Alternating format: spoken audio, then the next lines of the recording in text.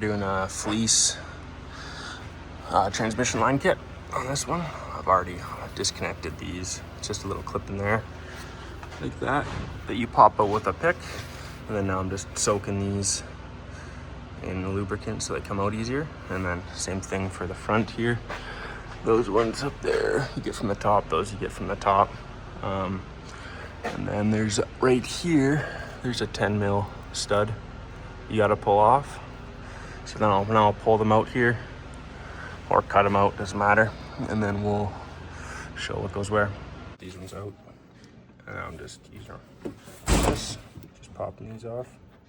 Top one off here. And then in the kit there's different ones for the LB7, at least it's the fine thread one on this side. To get these off, just using a 1 1/4.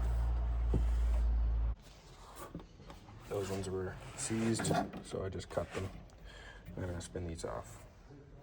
We got them all out now. I kind of just cut them and wiggled them. And then now we're get to the routing. I got all the fittings fitted out for the cooler here.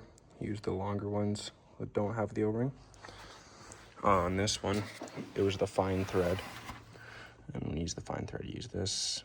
And then on the transmission, it was just the smaller thread ones. I got the lines all routed here.